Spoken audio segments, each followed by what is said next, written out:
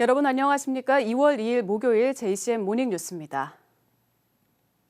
소외된 이웃과 온기를 나누기 위한 희망 2023 나눔 캠페인 사랑의 온도탑이 울산에서는 104도를 기록하고 막을 내렸습니다. 경기 침체 상황 속에서도 따뜻한 손길을 나누는 기부 행렬은 이어졌습니다. 김나래 기자입니다. 지난해 12월에 불을 밝힌 사랑의 온도탑. 경기 한파 속에서도 올해 목표액을 채우고 3년째 100도를 넘겼습니다. 모금 시작 50일 만에 100.8도를 달성했고 모금이 끝난 1월 31일 104도를 기록했습니다. 이렇게 달성한 모금액은 72억 3천만 원으로 목표액보다 3억 원가량 많습니다. 3명의 고액 기부자도 등장하면서 이웃들을 향한 마음의 온도를 높였습니다. 올해는 특히 주머니 사정이 더 어려워졌지만 개인 기부액이 21.8%로 지난해보다 5%포인트가량 높았으며 기업체 기부가 높은 비중을 차지했습니다. 다만 모금 목표액의 1%가 모일 때마다 1도가 올라가는데 130도에 달했던 지난해에 비해 나눔의 온도는 줄어 아쉬움이 남았습니다. 캠페인 모금 목표 달성과 관련하여 기업의 참여도가 높았고 개인의 기부가 좀 낮았는데요. 연중에 개인 기부를 좀 더 활성화할 수 있는 모금 사업을 다양히 전개해서 나눔 문화의 저변을 더 확대해 나가도록 노력하겠습니다. 공동 모금에는 개인 소액 기부를 늘리고 온라인 기부를 활성화하는 등 따뜻한 나눔의 손길을 이끌어 나갈 계획입니다. JCN 뉴스 김나래입니다. 울산지검은 그룹 계열사의 코스닥 상장 폐지를 막기 위해 주가를 부풀려 막대한 이득을 챙긴 대원그룹 총괄 사장과 계열사 3곳의 전현직 대표 등 5명을 불구속 기소했습니다. 이들은 지난 2015년 말부터 2016년 초까지 그룹 계열사 한 곳의 코스닥 상장 폐지를 막기 위해 다른 계열사 2곳이 해당 계열사와 실질적인 거래가 없는데도 회계상 영업이익을 몰아주고 허위 공시로 주가를 부풀린 뒤 지분을 처분해 막대한 이익을 챙긴 혐의를 받고 있습니다. 배임액만 최소 수십억 원, 허위 계산서 발행액도 수백억 원인 것으로 알려졌습니다. 앞서 지난 2020년 말 금융감독원은 코스닥에 상장된 해당 계열사의 주가 조작 사건과 관련해 울산지검에 수사를 의뢰했습니다. S오일이 지난해 3조 원이 넘는 사상 최대 영업이익을 기록했습니다. S오일은 지난해 매출이 42조 4,460억 원으로 역대 최대 실적을 기록한 데 이어 영업이익도 3조 4,081억 원으로 사상 첫 3조 원을 돌파했다고 밝혔습니다. 다만 지난해 4분기에는 글로벌 경기 침체 우려와 중국의 코로나19 재확산 등의 여파로 1,575억 원의 영업 손실이 발생했습니다. 울산시가 지난해에 이어 올해도 청년 주거비 경감 지원 사업을 추진합니다.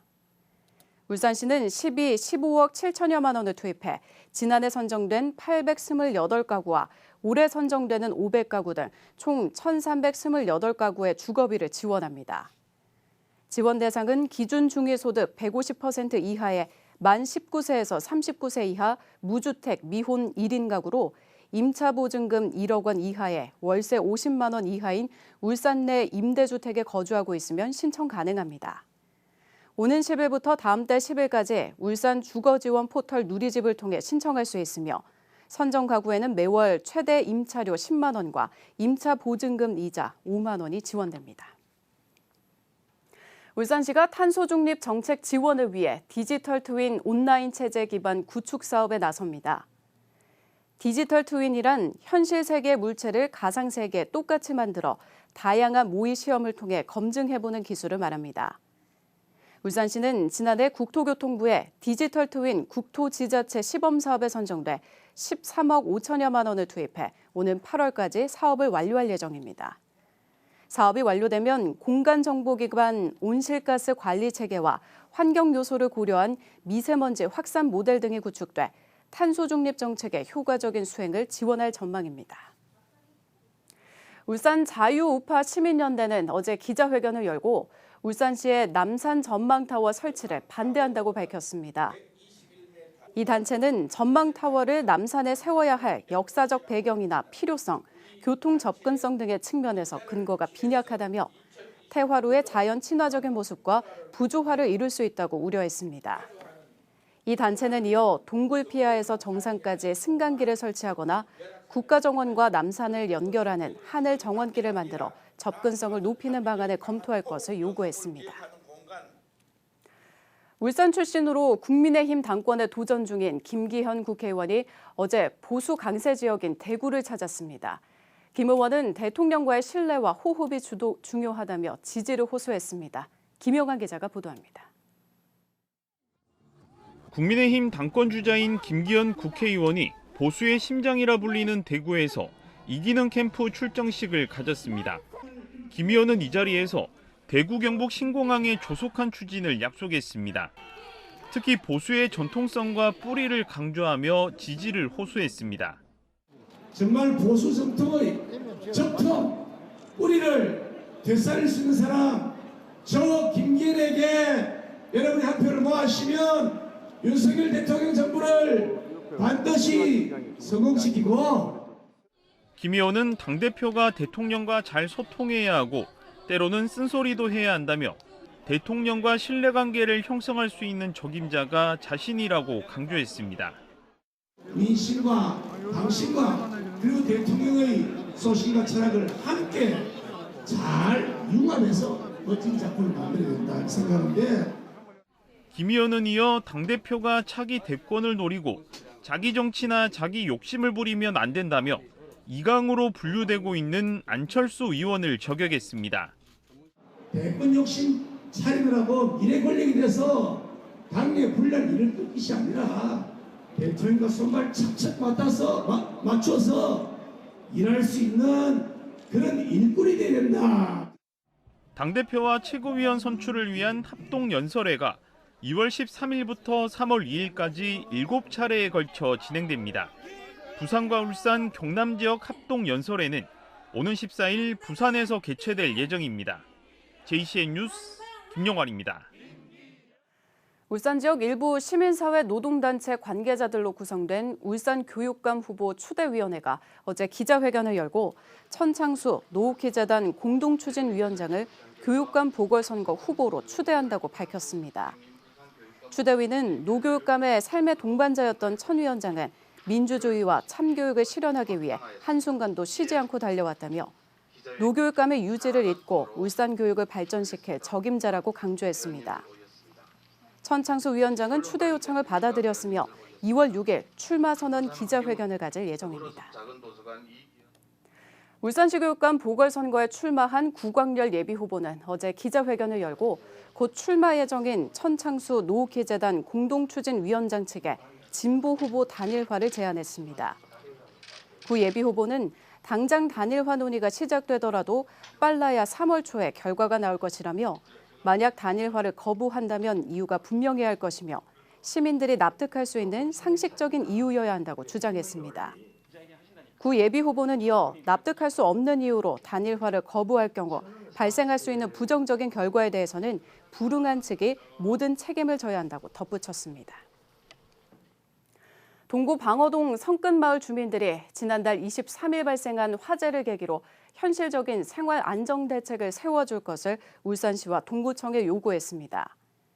주민들은 어제 기자회견을 열고 마을이 무허가촌이라는 이유로 소방도로조차 없어 화재 진압마저 어려웠다고 지적하고 화재 피해자 지원과 함께 마을 안전대책과 이주대책이 시급하다고 말했습니다. 북구 율동지구 내 아파트 입주 예정자들이 송전탑 이설 문제가 난항을 겪고 있다며 어제 시청 앞에서 집회를 열고 울산시가 직접 나서 해결해 줄 것을 요구했습니다. 주민들은 율동지구 내 송전탑 이설 문제가 지난해 울산도시공사와 시행사 측의 부담으로 외곽지역 이설이 추진되다가 공사비 문제 등으로 또다시 난항을 겪고 있다고 지적했습니다. 이에 따라 주민들은 울산시가 도시공사에만 맡기지 말고 직접 나서 송전탑을 이설해 줄 것을 촉구했습니다. 유니스트 탄소중립대학원 임한권 교수팀이 국제적으로 수소를 공급하는 운반체로 암모니아가 가장 경쟁력 있다는 연구 결과를 도출했습니다. 임 교수팀은 최근 수소 운반체로 주목받고 있는 액화수소와 액화유기수소 운반체 암모니아를 두고 최적화 값을 연구했으며 연구 결과 암모니아를 수소 운반체로 활용하는 것이 가장 경쟁력 있는 것으로 확인됐다고 밝혔습니다. 암모니아를 활용한 해외 여러 나라들의 수소 공급 가격 범위는 1kg당 2.15달러, 2.15달러에서 3.43달러 사이로 나타났습니다. 임환건 교수는 경제성과 환경성 기반의 최적의 공급망 도출을 위한 발판이 될 것이라고 전망했습니다. 응급 의료기관이 없는 울주군 남부권에 응급실을 갖춘 국립병원이 들어섭니다. 출생부터 노후까지 전 세대를 케어하는 메디컬 센터로 조성하겠다고 밝혔는데 고질적인 의료 공백 문제가 해소될지 주목됩니다. 구현희 기자입니다. 온산공단 등 국가산당과 원전이 있는 울주군 남부권에는 울산 시민 6만 명이 거주하고 있습니다. 하지만 응급의료기관은 단 한 곳도 없습니다. 지난 2019년 유일한 종합병원이 요양병원으로 전환되면서 의료 공백은 더 커졌습니다. 이 때문에 울주군 남부권에서 울산의 다른 지역이나 인근의 부산과 양산 지역 병원으로 이송하는 응급 환자는 매년 늘고 있습니다. 이 같은 남부권의 의료 공백을 해소할 울주군 군립병원이 2024년 하반기에 문을 열게 됩니다. 울주군은 과거 종합병원이었던 온양 보람 요양병원을 사들여 리모델링하기로 했습니다. 무엇보다 의료 공백 해소가 시급한 데다 기간과 비용 차원에서도 신축보다는 기존 병원을 활용하는 게 효율적이라는 판단에서입니다. 기존 시설을 이용하는 만큼 가장 빨리 개원할 수가 있고 향후 병상 확장도 가능하며 비용 측면에서도 가장 우수한 것으로 나타났습니다. 사업비는 토지와 건물 매입비 130억 원과 리모델링 비용 등 모두 250억 원이 투입됩니다. 전체 사업비가 500억 원 미만인 만큼 정부의 타당성 조사도 면제됩니다. 규모는 최소 40병상에서 최대 80병상으로 4개에서 6개의 특화된 진료 과목과 응급실, 건강검진센터 등을 갖출 계획입니다. 운영은 종합병원에 위탁하는 방안이 유력합니다. 울주군은 향후 운영이 안정될 경우 100병상 이상으로 늘릴 계획입니다. 남은 과제 중 하나는 의사 등 의료진 확보. 울주군은 정확한 병상 수와 진료 과목, 의료 인력 등은 전문기관과 자문위원회를 통해 결정하겠다고 밝혔습니다. JCN 뉴스 구현입니다. 국내 대기업의 온실가스 배출량이 오히려 증가한 것으로 나타났습니다.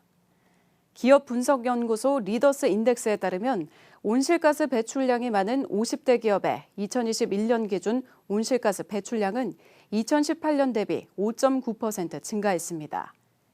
온실가스 배출량이 가장 많은 기업은 포스코였으며 울산에서는 S-오일과 롯데케미칼, SK에너지 순으로 온실가스를 많이 배출한 것으로 나타났습니다.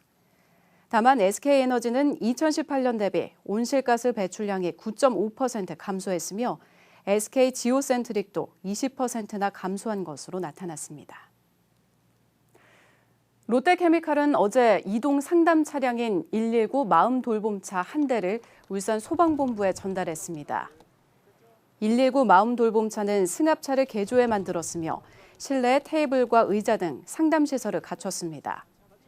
119 마음돌봄차는 각종 재난 현장에서 상처를 입은 소방공무원들의 심리치료와 정신건강 증진 활동에 나서게 됩니다. 울산 출신의 신예 배우 정수환 씨가 울산시 홍보대사로 위촉됐습니다. 정수환 배우는 KBS 1TV 일일 드라마 내 눈의 콩깍지에 김도식 역으로 출연하고 있으며 앞으로 방송 영화계를 이끌 유망주로 주목받고 있습니다. 정수환 배우는 어제 홍보대사 첫 일정으로 울산시 유튜브 채널 고래TV에 출연해 울산의 다양한 매력을 알렸으며 앞으로 2년간 울산의 국내외 홍보 활동을 맡게 됩니다. 정수환 배우는 남다른 애정이 있는 고향 울산의 홍보대사로 위촉된 것이 영광스럽다며 앞으로 울산의 매력을 널리 알리는 데 적극 앞장서겠다고 전했습니다. 울산시 교육청이 이태원 참사 이후 학생들의 압사 사고 예방과 대응 등의 내용을 담은 올해 학교 안전교육 계획을 수립해 추진합니다. 올해 울산 지역 모든 학교들이 안전사고 예방계획 수립 시 압사 사고에 대비한 단계별 행동 요령과 심폐소생술 교육을 반영해야 합니다. 또 안전교육 담당 부장교사 연수에서도 압사 사고 예방 지도 방법이 안내되며 수능 이후 학교 안팎에서 접할 수 있는 압사 사고에 대응하기 위해 특별 강의가 진행됩니다. JCN 모닝뉴스를 마칩니다. 함께해 주신 여러분 고맙습니다.